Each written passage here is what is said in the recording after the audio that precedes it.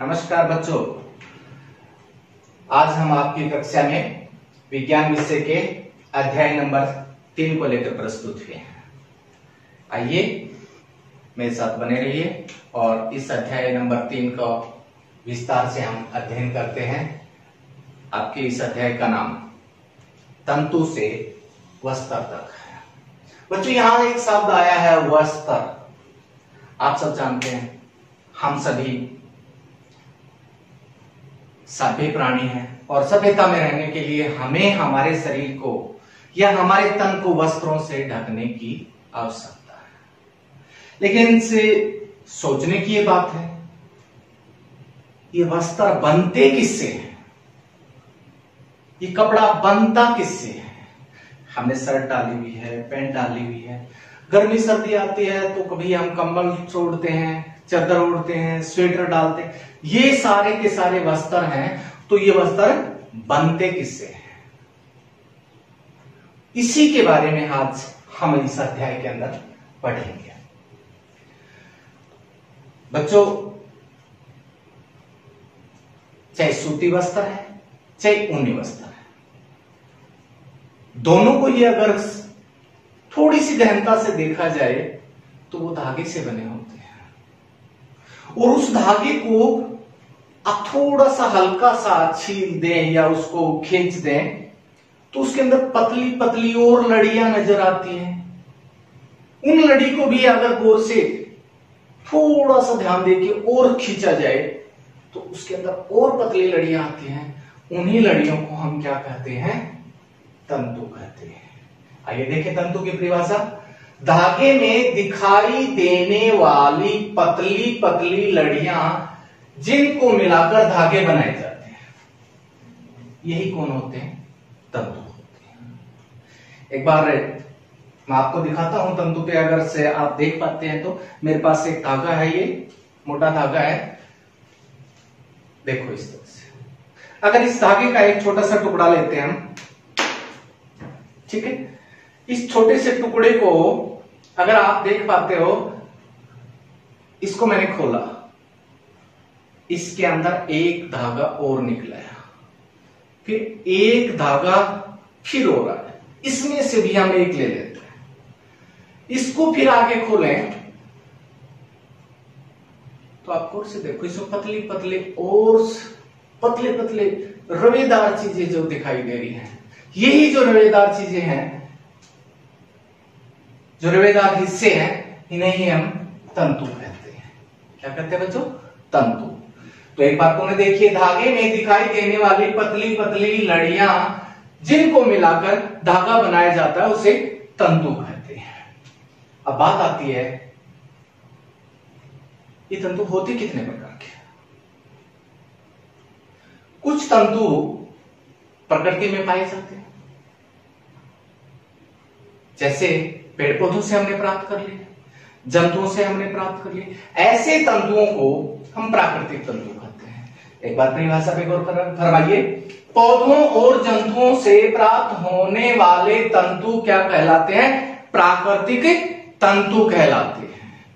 क्या कहा? पौधों और जंतुओं से प्राप्त होने वाले तंतु क्या कहलाते हैं? प्राकृतिक तंतु कहलाते हैं। इनके उदाहरण से आपके सामने आए हैं बार बार, एक बार फिर नजर डालें। जैसे रुई, ये रुई है, मेरे पास है, आपके घर में उपलब्ध होगी, आपने देखा भी है इसको। ऊन, ऊनी जो वस्त्र हमने सर्दियों में पहने थे या आने वाली सर्दी में पहनेंगे, वो किससे बने? ये एक ऊनी वस्त्र का छोटा सा टुकड़ा है। ये किससे बना है? ऊन से बना। छोटे छोटे इसमें जो पतले पतले धागे दिखाई दे रहे हैं, और उन धागों को और आगे खोला जाए, हल्का सा फैलाया जाए, फिर इसके अंदर पतले पतले मुलायम फार या रवे से दिखाई देते हैं, इन्हीं रवों को क्या कहते हैं? ऊन कहते हैं। अगला है प्राकृतिक तंतु का ही एक उदाहरण और है रेशम। रेशमी जो साड़ियां होती हैं उसे क्या कहते हैं? रेशम कहते हैं। सॉरी, जो रेशमी जो साड़ियां जिससे बनी होती हैं वो कौन होते हैं? रेशमी तंतु से बनी होती हैं। जूट, पटसन नाम का एक पौधा होता है, उससे तैयार की जाती है उसे क्या कहते हैं? जूट कहते हैं। नारियल के रेशे, नारियल आप सबने देखा होगा, हमारे घरों में पूजा पाठ करने के लिए हम नारियल को मार्केट से लेके आते हैं। नारियल के नारियल के पेड़ का जो फल होता है, फल के चारों तरफ एक रेशा होता है, उस रेशे को ही नारियल के रेशे कहते हैं। जैसे यहाँ आप देख पाएंगे, मेरे पास एक नारियल का फल है, इस फल के चारों तरफ ये नारियल के रेशे हैं, ये रेशे, इस रेशे को और थोड़ा सा महीन किया जाए तो इसके अंदर पतले पतले काफी सारे रेशे आपको दिखाई देगा। सरकंडे के रेशे, सरकंडा शायद आप लोगों ने देखा होगा, अपने गांव या शहर से बाहर जाते हैं, नहर के किनारे, सड़क के किनारे एक झुंड सा खड़ा होता है, उसे सरकंडा कहते हैं। क्षेत्रीय भाषाओं में इसके अलग अलग नाम हैं। हो सकता है आपके अड़ोस पड़ोस की भाषा में इस सरकंडे को किसी और नाम से जानते हैं। कई क्षेत्रों में इसे इस झुंड नाम से ही जानते हैं। वास्तव में इसका नाम सरकंडा होता है। सरकंडे को अब मैं आप छोटा सा एक डेमो दे देता हूं। ये सरकंडे के पौधे से उखाड़ी हुई एक टहनी है, अगर आप देख पाते हैं तो देखो गौर से, कैमरे में शायद आ रही होगी। इस तरह से सरकंडे का ये तना है, इस तने में ये देखो यहाँ पर पोरी सी दिखाई दे रही है, गन्ने के अंदर जो पोरियां होती है, यहां से पत्तियां थी वो उखाड़ दिया मैंने यहां से, ठीक है। ये जो तना है, इस तने के ऊपर से सूखा हुआ हिस्सा है सरकंडे का, सूखा हिस्सा। यहां से ऊपर वाले हिस्से में देखो एक पोरी है, 2 है, 3 है, इस तरह से काफी सारी पोरी होती है। लेकिन इससे ऊपर जाए तो ये जो छोटा सा जो निशान आया है, नोड इंटरनोड आया है, नोड और इंटरनोड आए हैं यहाँ पर, इसके अंदर ये नोड और इंटरनोड है। यहां तक तो छोटे छोटे हिस्से में बने हुए, लेकिन इससे ऊपर जाते हैं तो ये आगे से पतला भी हो जाता है। ये वाला हिस्सा इस पत्ती के अंदर से दबा हुआ है, ये वाला हिस्सा पूरा ऊपर तक लंबा होता है, अगर आप देख पाते हैं। क्या आ रहा है कैमरे में? ठीक है, ठीक है, ये देख पाएंगे आप, इस तरह से आप देख पाते हैं। यहां से ऊपर का जो हिस्सा होता है, इसके ऊपर से ये जो पत्ती जैसी आकृति होती है, यहां तक लिपटी होती है, यहां तक, यहां इसके फल आते हैं, इसके फूल आते हैं, इन्हीं के अंदर इसके बीज बनते हैं। ये वाला हिस्सा उतार लिया जाता है। इस हिस्से को उतार के फिर इसको पीट के इसके पतले पतले रेशे तैयार किए जाते हैं। यही क्या कहलाते हैं? सरकंडे के रेशे होते हैं। कई बार आपने देखा होगा, गर्मियों के अंदर अपने क्लासरूम में होते हो तो क्लासरूम के अंदर से एक छोटा सा बीज और उसके ऊपर बाल से, रवे से होते हैं और उड़ता हुआ आता है, वो भी रेशे ही होते हैं उस बीज के साथ। उस बीज को एक स्थान से दूसरे स्थान पे डिस्पर्सल करने के लिए, फैलाने के लिए वो रेशे मदद करते हैं। वो जो रेशे होते हैं वो किसके होते हैं? आक नाम के पौधे के बीज पर होते हैं, वो आक के रेशे होते हैं। इसे आक या मदार कहते हैं। ये बात की हमने प्राकृतिक तंतुओं की। प्राकृतिक तंतु यहां पर जो आए पौधों और जंतुओं से प्राप्त हुए। दूसरा जो तंतु का प्रकार आता है, संश्लिष्ट तंतु। कृत्रिम रूप से रासायनिक पदार्थों से निर्मित जो भी तंतु होते हैं उन्हें हम क्या कहते हैं? संश्लिष्ट तंतु कहते हैं, या इनका दूसरा नाम ले सकते हो, मानव निर्मित तंतु। मनुष्य के द्वारा विभिन्न रसायनों को आपस में मिलाकर जो तंतु तैयार किए जाते हैं उन्हें संश्लिष्ट तंतु कहते हैं। इनके कुछ एक उदाहरण आप ले सकते हो। पॉलिएस्टर है, नायलॉन है, एक्रिलिन है। पॉलिएस्टर के वस्त्र पहनते हैं, हम भी पहनते हैं, आप भी पहनते होंगे। नायलॉन के जुराबें सभी ने देखी है, विश्व प्रसिद्ध है नायलॉन की जुराबें। एक्रिलिक है, ये भी नायलॉन की तरह से ही पदार्थ है।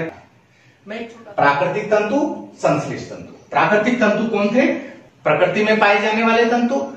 संश्लिष्ट तंतु मनुष्य के द्वारा बनाए गए तंतु। इन संश्लिष्ट तंतुओं के बारे में हम आगे 8वीं कक्षा में पढ़ेंगे। एक बार हम लौट के आते हैं प्राकृतिक तंतु। जैसा कि बच्चों अभी आप लोगों को बताया कि प्राकृतिक तंतु और संश्लिष्ट तंतु, इस प्राकृतिक तंतु को अगर हम आगे वर्गीकृत करें तो हमने इसको 2 भागों में देखा है। पहला भाग है पादप तंतु, दूसरा भाग है जातव तंतु। पादप तंतु से हमारा अभिप्राय क्या है? जो तंतु पेड़ पौधों से, केवल और केवल पेड़ पौधों से प्राप्त होते हैं, उन्हें क्या कहते हैं? पादप तंतु कहते हैं। पटसन, कपास, नारियल, सरकंडा, मदार, ये कुछ पौधों के नाम हैं। इन पौधों के तने से या फल के रेशे से जो तंतु प्राप्त होते हैं उन्हें कौन कहते हैं? क्या कहते हैं? पादप तंतु कहते हैं। पहला लेते हैं हम रुई नामक तंतु। रुई कपास के पौधे के फल के अंदर से प्राप्त होती है। कपास का जो पौधा होता है उसके पौधे का जो फल लगता है एक गोलक के रूप में, ऊपर से गोल गोल सा आकृति के रूप में आता है। जैसे जैसे फल पक के तैयार होता है फल फट जाता है और उसके अंदर उसके जो बीज होते हैं, बीज के ऊपर जो रेशे आते हैं, उन्हीं रेशों को हम क्या कहते हैं? रुई कहते हैं। इसका मतलब क्या हुआ? रुई नामक तंतु है, उसका स्रोत कौन है? कपास नाम का पौधा। आप रुई को अभी अभी मैंने आप लोगों को दिखाया भी था, रुई किस तरह से है। इस तरह से जो रुई है, हालांकि ये आप देख पा रहे हैं इसमें कोई कपास का बीज नहीं आ रहा, आपको कोई नजर नहीं आ रहा है बीज, ठीक है। ये एक अलग से रंगीन रेशा मिल गया, इसको मैं बाहर निकाल देता हूं। कोई भी बीज नहीं है इसके अंदर। इसके बारे में बाद में बात करेंगे, और बीज कहां गए कपास से जब इस रुई को अलग किया था। दूसरा रेशा लेते हैं हम जूट। जूट भी एक प्रकार का पौधा होता है। हमारे देश के कई क्षेत्रों में जूट के पौधे की खेती की जाती है और उसी पटसन भी एक प्रकार का पौधा होता है और उस पौधे के तने के ऊपर जो रेशे होते हैं उससे जूट को प्राप्त किया जाता है। कैसे प्राप्त करते हैं जूट को? जैसे ही पटसन में पुष्पन काल खत्म हो जाता है, पुष्पन काल से हमारा अभिप्राय फूल खिल जाते हैं, उसके बाद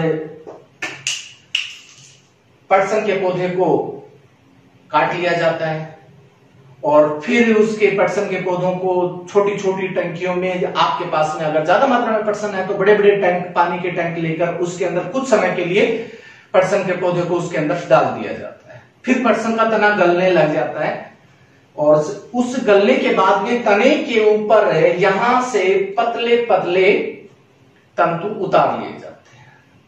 उन्हीं तंतुओं को हम क्या कहते हैं? जूट कहते हैं। नारियल की बात करें, नारियल के फल के ऊपर जो रेशे होते हैं वो मैंने अभी अभी आप लोगों को दिखाए थे नारियल के फल के ऊपर जो रेशे हैं उन्हीं रेशों को अलग कर लिया जाता है, उसको बाद में रस्सियां इत्यादि बनाते हैं। ये वैसे इतनी बढ़िया किस्म के रेशे नहीं होते, घटिया किस्म के रेशे होते हैं, चीप क्वालिटी के रेशे होते हैं।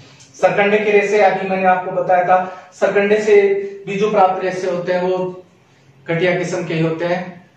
इसी तरह से मदार के रेशे बहुत कम प्रचलन में है। मदार के रेशे जहां या जिन क्षेत्रों में ये रेशे आसानी से नहीं मिल पाते वहां इन रेशों का प्रयोग किया जाता है, लेकिन ये रेशे वस्त्र इत्यादि बनाने में प्रयोग नहीं किया जा सकता, किसी दूसरे अन्य कार्यों में इनका प्रयोग किया जा सकता है।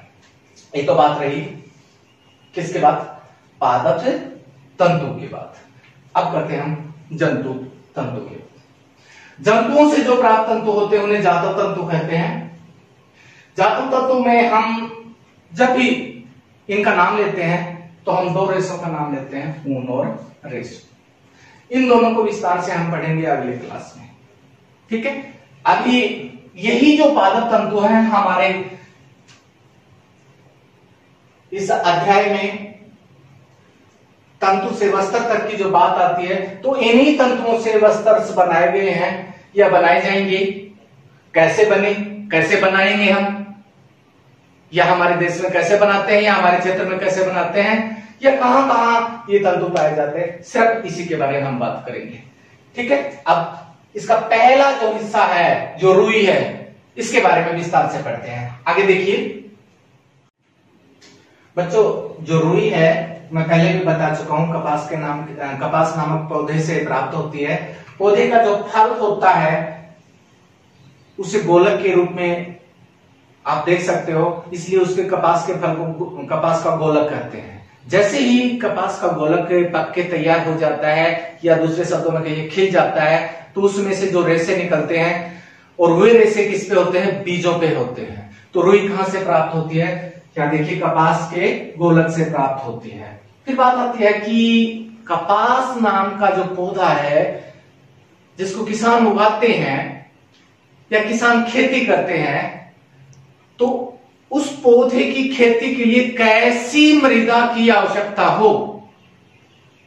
पौधे की खेती के लिए जिस मृदा की आवश्यकता होती है उसे काली मृदा कहते हैं। और जहां ये खेती की जाती है वहां की जलवायु कैसी होनी चाहिए? जलवायु कैसी होनी चाहिए बच्चों? उष्ण जलवायु होनी चाहिए, यानी गर्म जलवायु होनी चाहिए।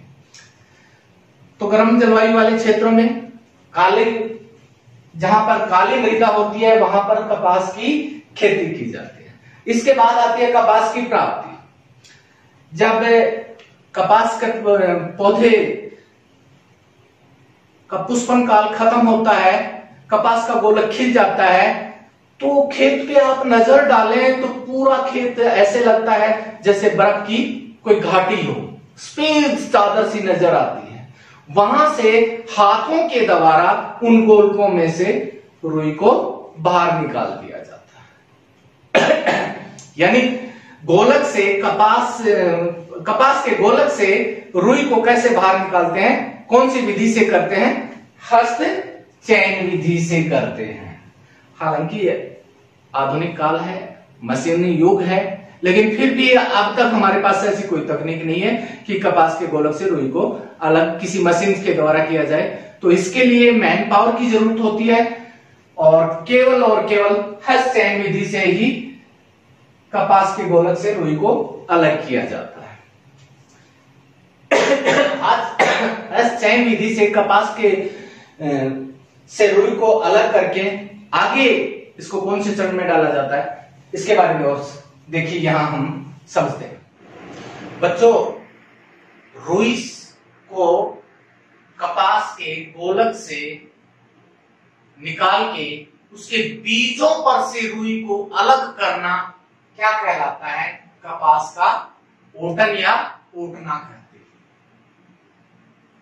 अब हमारे पास जो रुई उपलब्ध है, या ये कहिए कि कोई कपड़ा उद्योग है, उसके अंदर जो रुई उपलब्ध है वो वहां पहुंची है, किसके बाद पहुंची है? कपास के ओटन के बाद।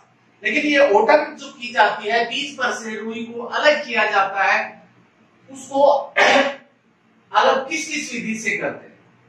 उसकी दो विधियां हैं। एक बच्चों है पारंपरिक विधि। पहली विधि कौन है? पारंपरिक विधि। और दूसरी विधि का नाम क्या है? आधुनिक विधि। पारंपरिक विधि से हमारा अभिप्राय है कपास के बीजों पर से रुई को हाथों के द्वारा अलग कर देना, हाथों की सहायता से। उसे क्या कहते हैं? पारंपरिक विधि। हाथों की सहायता से ओटन करना क्या कहलाता है? पारंपरिक विधि कहलाता है। दूसरा, आज आधुनिक युग है, मैं पहले भी बता चुका हूं, मशीनी युग है। मशीनों की सहायता से कपास के बीजों पर से रुई को अलग करना क्या कहलाता है? कपास का ओटन कहलाता है। दूसरा, इसके साथ में ये तो बात हुई कपास के पौधे से रेशे को प्राप्त करना, उसका ओटन करना। इसी तरह से दूसरे पौधे और भी हैं, उन पौधों के बारे में और हम बात करते हैं, उनका ओटन कैसे। अगला है बच्चों जूट। जूट के बारे में पहले ही बताया था बच्चों, पटसन के पौधे से जूट की प्राप्ति होती है। पटसन का जो पौधा होता है उसके तने को सड़ाकर उसके ऊपर से जो तंतु उतारे जाते हैं, उन्हीं से ही जूट की प्राप्ति होती है। हमारे देश में जूट की खेती वर्षा ऋतु में होती है। हमारे देश के असम क्षेत्र में, पश्चिम बंगाल में, बिहार में किसान इसकी काफी विशाल मात्रा में, विशाल क्षेत्र में इसकी खेती करते हैं। और बात चल रही थी ओटन की। जूट का ओटन केवल और केवल हस्त चयन विधि से किया जाता है, या ये कहिए हाथों के द्वारा किया जाता है। तने पर से जो तंतु है उसको हाथों के द्वारा ही उतारा जाता है। ये बात हुई जूट के कॉटन। बच्चों जैसा कि आप जानते हैं हमारे सभी सूती वस्त्र रुई नामक तंतु से बने धागे से तैयार किए जाते हैं। तो यहां पर एक शब्द आया है धागा। धागा कहते किसे हैं? यहां पर नोट करिए, किसी तंतु की पतली पतली लड़ियों को ऐंठ कर धागा तैयार किया जाता है। हम रुई की बात करें तो रुई के भी पतले पतले तंतु होते हैं, उनको ऐंठ कर किसको तैयार किया जाता है? धागे को तैयार करते हैं। और धागा तैयार करने की इस प्रक्रिया को हम क्या कहते हैं? कताई कहते हैं। तंतुओं से धागा बनाने की प्रक्रिया को क्या कहते हैं? कताई कहते हैं। जब हम तंतुओं की कताई कर रहे हैं, उसको धागे में कन्वर्ट कर रहे हैं, तो हमें कुछ यंत्रों की आवश्यकता होती है। वो यंत्र कौन कौन से हैं उनको यहां गौर से देखिए। कताई के यंत्र, कताई का सबसे सरल यंत्र है तकली। एक लकड़ी का हिस्सा होता है, उसके नीचे तार से लगा हुआ होता है। आप अपनी पुस्तक में भी देख सकते हो, इसका चित्र दिया हुआ है। बिल्कुल सरल युक्ति है। हाथ से इसको घुमा के उसके ऊपर से धागे रुई से अगले हिस्से पे रुई का छोटा सा टुकड़ा उसके साथ लगा के फिर इसको घुमाते हैं तो रुई के लपेट से बन जाते हैं, उससे धागा बनते हैं। आप देख सकते हो, जैसे उदाहरण के तौर पे ऊपर से मेरे पास में ये कॉटन है और इस कॉटन को आप खींच के अगर आप ऐसे हाथ से भी इसको लपेटे देने शुरू कर देते हो, ये धीरे धीरे धीरे धीरे धीरे कौन बन जाती है कि पतली सी बत्ती सी बन जाती है। ऐसे रुई अब पतली होगी, लेकिन जब हम तकली की सहायता से इसको लपेटते हैं धागे में बदल जाती है। इससे फिर अगला जो यंत्र है चरखा है। हमारे देश में बहुत लंबे समय से इस चरखे का प्रचलन है। महात्मा गांधी ने भी हमारे देश के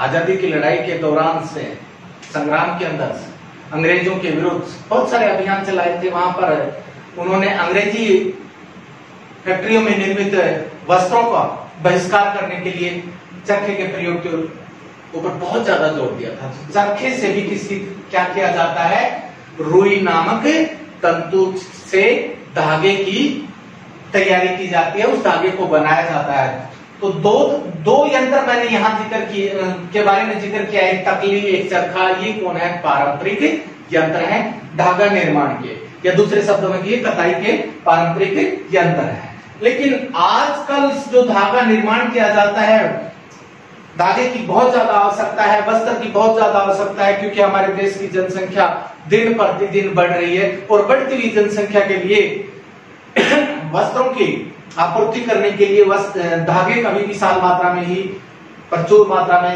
धागे का निर्माण करने की आवश्यकता है। इसलिए मशीनों के द्वारा जो कताई की जाती है वो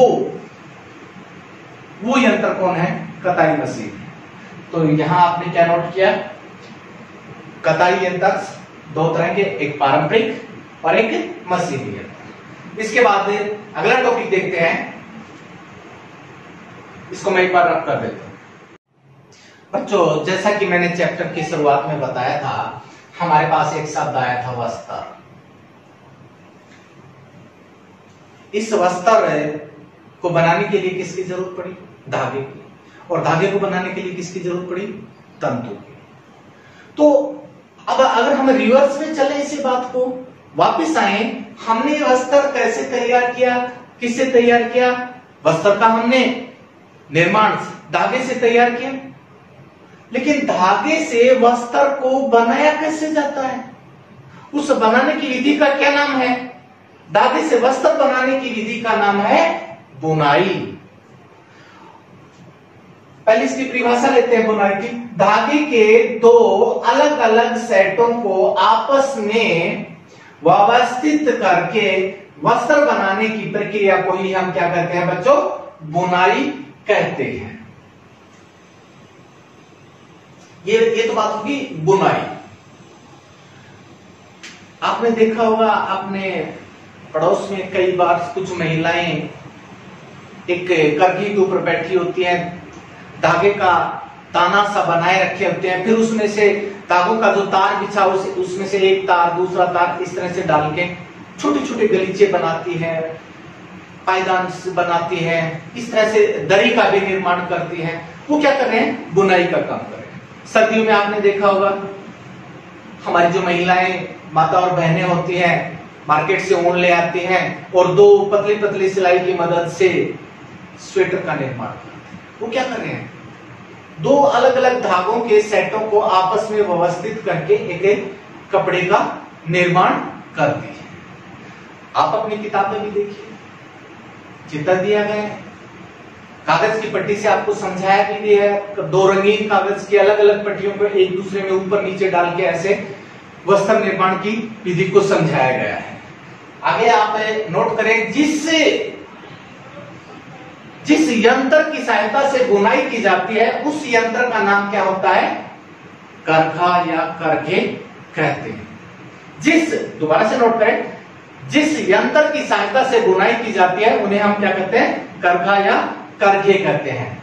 करघे की परिभाषा को आप किस तरह से लिखेंगे या किस तरह से याद करेंगे? जिस यंत्र या युक्ति की सहायता से वस्त्र का निर्माण किया जाता है उसे हम करघा कहते हैं। करघे कितने प्रकार के होते हैं? करघे दो प्रकार के होते हैं। नंबर 1 हस्त प्रचालित, नंबर 2 विद्युत प्रचालित। हस्त प्रचालित जो करघे होते हैं वो हाथों की सहायता से चलाए जाते हैं। जैसे मैं अभी बता रहा था आपको, बहुत सारी महिलाएं दरी का निर्माण करते हैं या छोटे छोटे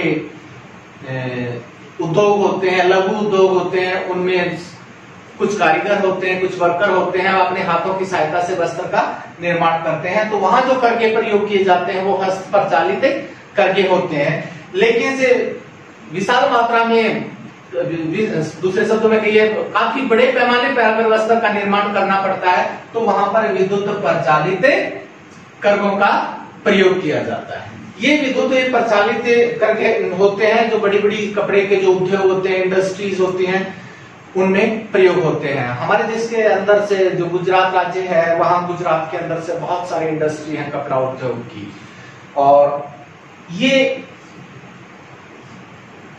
इंडस्ट्री में हस्त प्रचालित और विद्युत प्रचालित जो करघों का प्रयोग हुआ है, इसके बाद वस्त्र निर्माण की सामग्री के इतिहास के बारे में बात करें। मनुष्य पहले आदिमानव के रूप में था, लेकिन जैसे वो सभ्य बना तो उसने अपने शरीर को ढकना शुरू कर दिया। तो पहली बार ढकने का कार्य मनुष्य ने किसके द्वारा किया? पत्तियों की छाल, पेड़ पौधों की छाल, बड़ी बड़ी पत्तियां। उसके बाद धीरे धीरे और से मस्तिष्क का विकास हुआ, पशुओं की खाल से शरीर को ढकना शुरू कर दिया। फिर सभ्य प्राणी के रूप में और आगे मनुष्य के मस्तिष्क का विकास हुआ तो उसने खेती करनी शुरू कर दी, और खेती करने के बाद में फिर कपास जैसे पौधे इत्यादि हैं वो भी उसके सामने आए। लेकिन इनसे भी पहले एक चरण और गुजरा। उसमें क्या किया? उन्होंने लंबी लंबी जो लताएं थी उन लताओं को लपेट लपेट कर कुछ टोकरी जैसे उपकरण बनाने शुरू किए।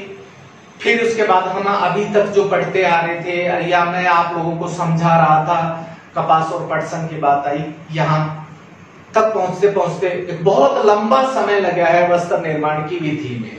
प्राचीन हिंदुस्तान की बात की जाए तो गंगा का जो, सिंध का जो क्षेत्र होता है वहां पर बहुत ज्यादा कपास की खेती होती थी। इसी तरह से एक सभ्यता थी, मिस्र में एक सभ्यता थी। मिस्र सभ्यता के ऊपर से गौर फरमाई जाती है तो वहां से नजर आता है कि प्राचीन काल के अंदर मिस्र के अंदर रुई के साथ साथ में एक नए पौधे की और खेती की जाती थी वस्त्र निर्माण के लिए, वो था फ्लेक्स।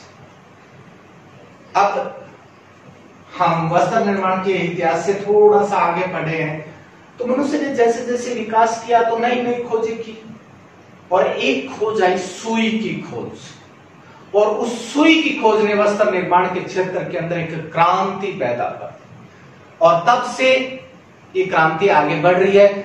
और इस क्रांति का रिजल्ट क्या है? आज हमें नए नए वस्त्र, नई नई वैरायटी के अलग अलग ढंग से जो भी हम चाहते हैं, हमारी पसंद है, उन वस्त्रों को हम मार्केट से ले लेते हैं। या दूसरे शब्दों में ये कहिए कि हस्त प्रचालित इंडस्ट्री से हमारी जरूरत को पूरा कर लेते हैं। बच्चों, ये था आज का आपका चैप्टर से तंतु से वस्त्र तक। एक बार घर जाकर अपनी पुस्तक के अंदर से दोबारा से इस अध्याय को पढ़िए और फिर अगर कुछ समझ में नहीं आता है तो मैंने जो आपको सामने जो वीडियो लेक्चर दिया है इसको एक बार सुनिए। जहां जिस टॉपिक पे आपको थोड़ा सा डाउट लगता है, वीडियो को पॉज करिए, आगे पीछे करिए और समझने की कोशिश करिए। फिर मिलते हैं आपके अगले लेसन के साथ। Thank you.